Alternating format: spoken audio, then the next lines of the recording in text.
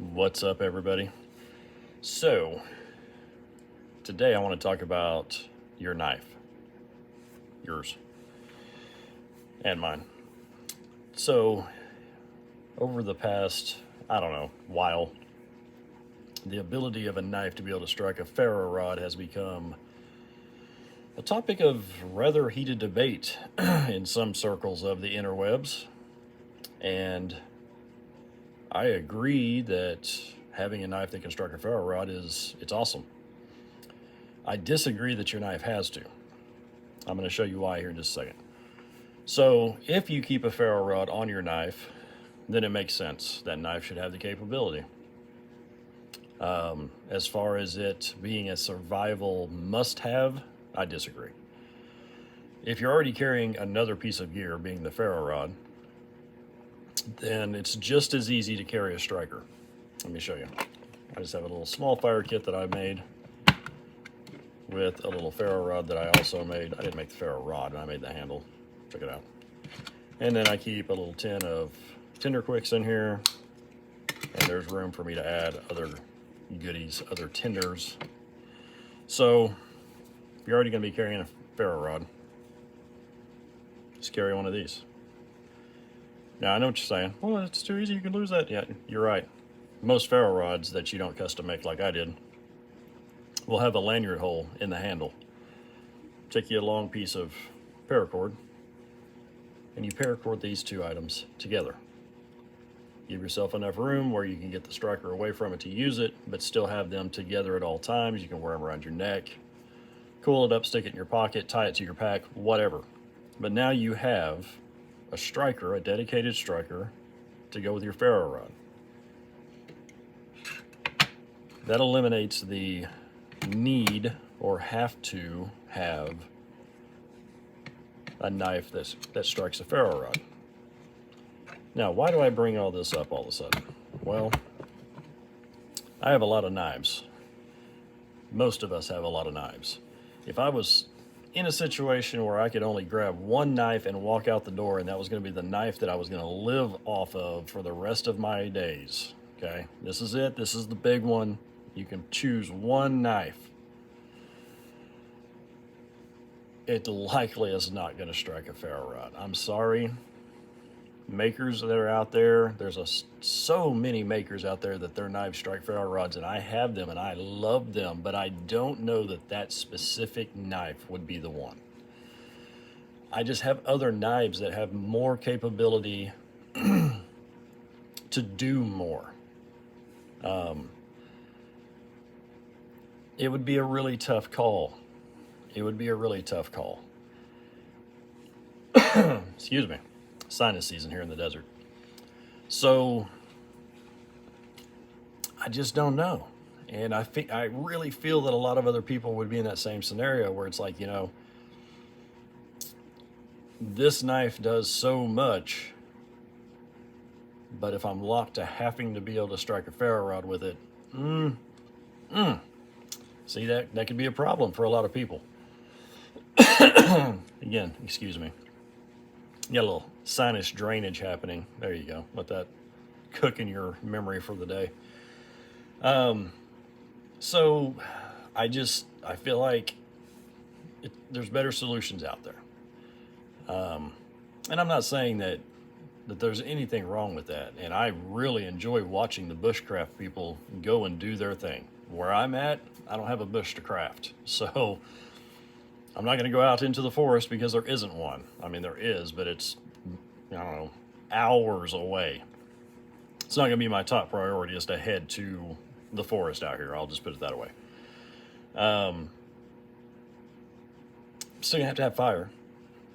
I'm still going to have a means of purifying water. I'm still going to have the means of building some sort of shelter. But it's not going to be bushcrafty. It's just not. And I've dubbed it, myself, I've dubbed it urban craft. And I'm sure someone else has already dubbed it that as well, but that's what I call it. Yes, I'm still going to have to make a fire. But am I going to have a knife that can start the fire for me? Not necessarily. I'm still going to need a knife that can process wood There's still wood to be found even in the desert. It's just not going to be wood that you're going to build any kind of massive shelter with. Truth be told, I'm going to be looking for structures that are already naturally there anyway. That's just my preference. So yeah, the whole ferro rod striking thing on knives, it's a very good add-on to have on your knife. And I know someone out there is already thinking it. I can feel it. But Richard, you can take one of your knives and just grind that 90-degree spine onto it where it strikes a ferro rod. You are absolutely correct, 100% correct. Matter of fact, there's people that already do that with almost every knife they buy. Prepared Mind 101. Just messing with you, Chris. So, yeah, I could do that. I don't want to. I don't want to take a knife and turn it into something that it wasn't made to be to begin with. Now, granted, that being said, I do customize a lot of my knives. Case in point, I do happen to have a knife with me right now that will strike a ferro rod. SE PR4.